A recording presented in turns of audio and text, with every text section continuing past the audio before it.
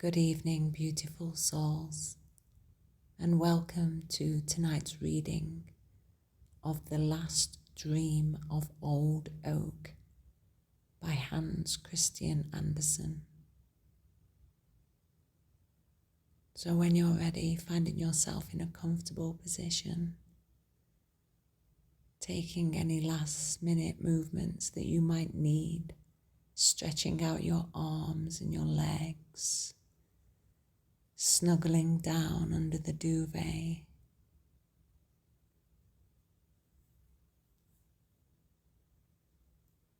taking a big old yawn,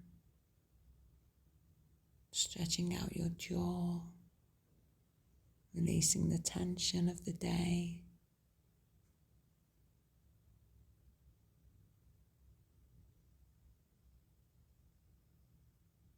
And taking some nice, deep, long breaths in and out.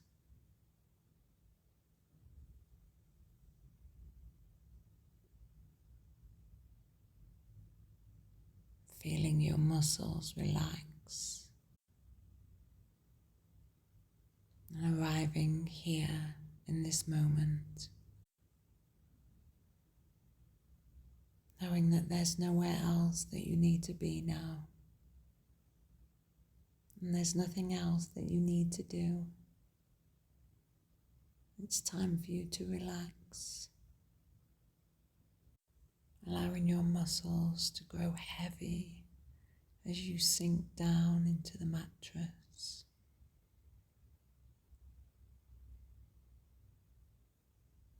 And when you're ready, let's begin. In the forest, high up on the steep shore, and not far from the open sea coast, stood a very old oak tree. It was just 365 years old, but that long time was to the tree as the same number of days might be to us. We wake by day and we sleep by night, and then we have our dreams. It is different with the tree. It is obliged to keep awake through 3 seasons of the year and does not get any sleep till winter comes. Winter is its time for rest, its night after the long day of spring, summer, and autumn. On many a warm summer, the ephemera, the flies that exist only for a day, had fluttered about the old oak, enjoyed life, and felt happy. And if, for a moment, one of the tiny creatures rested on one of his large fresh leaves, the tree would always say, "You poor little creature, your whole life consists only of a single day. How very short. It must be quite melancholy." "Melancholy? What do you mean?" the little creature would always reply. "Everything around me is so wonderfully bright and warm and beautiful that it makes me joyous. But it's only for one day, and then it is all over." "Over?" repeated the fly. "What is the meaning of all over? Are you all over too?" "No, I shall very likely live for thousands of your days, and my day is whole seasons long. Indeed, it is so long that you could never reckon it out." No? Then I don't understand you. You may have thousands of my days, but I have thousands of moments in which I can be merry and happy. Does all the beauty of the world cease when you die? No, replied the tree. It will certainly last much longer, infinitely longer than I can even think of. Well then, said the little fly, we have the same time to live, only we reckon differently. And the little creature danced and floated in the air, rejoicing in her delicate wings of gauze and velvet, rejoicing in the balmy breezes, laden with the fragrance of clover fields and wild roses, elder blossoms and honeysuckle from the garden hedges, wild thyme, primroses and mint, and the scent of all these was so strong that the perfume almost intoxicated the little fly. The long and beautiful day had been so full of joy and sweet delights that when the sun sank low, it felt tired of all its happiness and enjoyment. The wings could sustain it no longer, and gently and slowly it glided down upon the soft waving blades of grass, nodded its little head as well as it could nod, and slept peacefully and sweetly. The fly was dead. Poor little ephemera, said the oak. What a terribly short life. And so, on every summer day, the dance was repeated, the same questions asked, and the same answers given. The same thing was continued through many generations of ephemera. All of them felt equally merry and equally happy. The oak remained awake through the morning of spring, the noon of summer, and the evening of autumn. Its time of rest grew nigh. Winter was coming. Already the storms were singing, "Good night, good night." Here fell a leaf, and there fell a leaf. We will rock you and lull you. Go to sleep, go to sleep. We will sing you to sleep and shake you to sleep, and it will do your old twigs good. They will even crackle with pleasure. Sleep sweetly, sleep sweetly. It is your 365th night. Correctly speaking, you are but a youngster in the world. Sleep sweetly. The clouds will drop snow upon you, which will be quite a cover lid, warm and sheltering to your feet. Sweet sleep to you and pleasant dreams. And there stood the oak, stripped of all its leaves, left to rest during the whole of a long winter, and to dream many dreams of events that had happened in its life, as in the dreams of men. The great tree had once been small. Indeed, in its cradle, it had been an acorn. According to human computation, it was now in the 4th century of its existence. It was the largest and the best tree in the forest.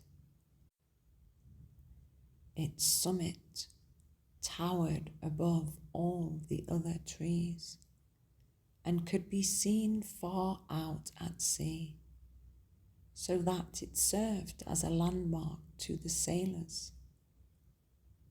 It had no idea how many eyes looked eagerly for it. In its topmost branches, the wood pigeon built her nest, and the cuckoo carried out his usual vocal performances. And in autumn, when the leaves looked like beaten copper plates, the birds of passage would come and rest upon the branches before taking their flight across the sea. But now it was winter, and the tree stood leafless, so that everyone could see how crooked and bent were the branches that sprang forth from the trunk. Crows and rooks came by turns and sat on them, and talked of the hard times which were beginning, and how difficult it was in winter to obtain food. It was just about Holy Christmas time that the tree dreamed a dream. The tree had, doubtless, a kind of feeling that the festive time had arrived, and in his dream fancied he heard the bells ringing from all the churches around, and yet it seemed to him to be a beautiful summer's day, mild and warm. His mighty summit was crowned with spreading fresh green foliage. The sunbeams played among the leaves and branches, and the air was full of fragrance from herb and blossom. Painted butterflies chased each other. The summer flies danced around him, as if the world had been created merely for them to dance and be merry in. All that had happened to the tree during every year of his life seemed to pass before him as in a festive procession. He saw the knights of olden times and noble ladies ride by through the wood on their gallant steeds, with plumes waving in their hats and falcons on their wrists. The hunting horn sounded and the dogs barked. He saw hostile warriors in coloured dresses and glittering armour, with spear and halberd pitching their tents and anon striking them. The watchfires again blazed, and men sang and slept under the hospitable shelter of the tree. He saw lovers meet in quiet happiness near him in the moonshine, and carve the initials of their names in the greyish-green bark on his trunk. Once, But long years had intervened since then. Guitars and Aeolian harps had been hung on his branches by merry travellers. Now they seemed to hang there again, and he could hear their marvellous tones. The wood pigeons cooed as if to explain the feelings of the tree, and the cuckoo called out to tell him how many summer days he had yet to live. Then it seemed as if new life was thrilling through every fibre of root and stem and leaf, rising even to the highest branches. The tree felt itself stretching and spreading out, while through the root beneath the earth ran the warm vigour of life. As he grew higher and still higher with increased strength, his topmost branches became broader and fuller, and in proportion to his growth, so was his self-satisfaction increased, and with it arose a joyous longing to grow higher and higher, to reach even to the warm, bright sun itself. Already had his topmost branches pierced the clouds, which floated beneath them like troops of birds of passage or large white swans. Every leaf seemed gifted with sight, as if it possessed eyes to see. The stars became visible in broad daylight, large and sparkling, like clear and gentle eyes. They recalled to the memory the well-known look in the eyes of a child, or in the eyes of lovers who had once met beneath the branches of the old oak tree. These were wonderful and happy memories for the old tree, full of peace and joy. And yet, amidst all this happiness, the tree felt a yearning, longing desire that all the other trees, bushes, herbs, and flowers beneath him might be able also to rise higher, as he had done, and to see all this splendour and experience the same happiness. The grand, majestic oak could not be quite happy in the midst of his enjoyment, while all the rest, both great and small, were not with him. And this feeling of yearning trembled through every branch, through every leaf, as warmly and fervently as if they had been the fibres of human heart. The summit of the tree waved to and fro and bent downwards, as if in his silent longing he sought for something. Then there came to him the fragrance of thyme, followed by the more powerful scent of honeysuckle and violets, and he fancied he heard the note of the cuckoo. At length his longing was satisfied.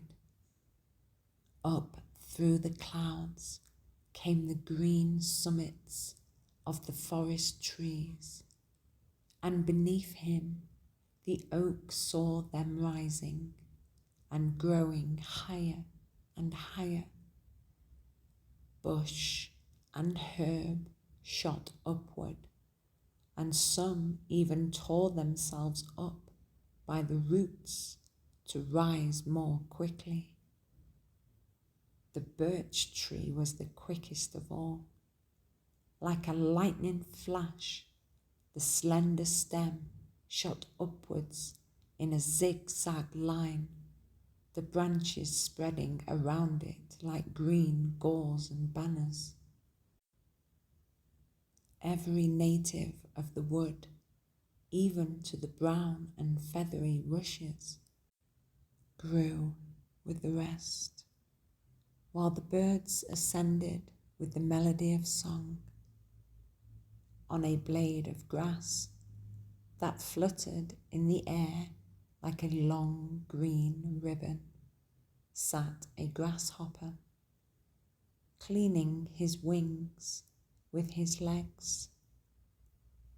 May beetles hummed, the bees murmured, the birds sang, each in his own way. The air was filled with the sounds of song and of gladness. But where is the little blue flower that grows by the water? Asked the oak. And the purple bellflower and the daisy? You see, the oak wanted to have them all with him. Here we are here, sounded a voice in song. But the beautiful time of last summer, where is that?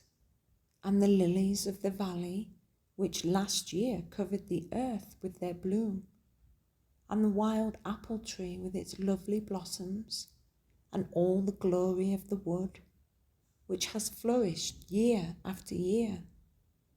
Even what may have now sprouted forth could be with us here.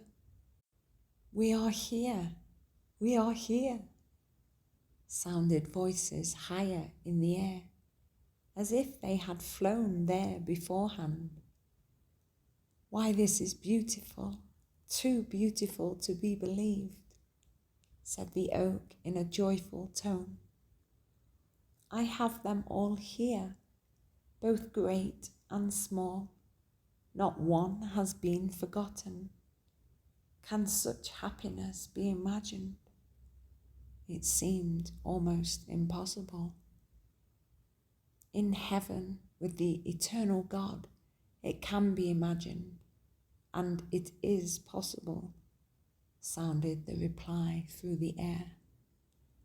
And the old oak tree, as it still grew upwards and onwards, felt that his roots were loosening themselves from the earth.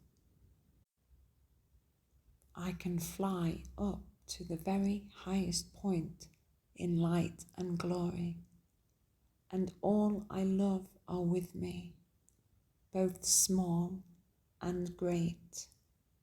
All are here. Such was the dream of the old oak, and while he dreamed, a mighty storm came rushing over land and sea at the holy Christmas time.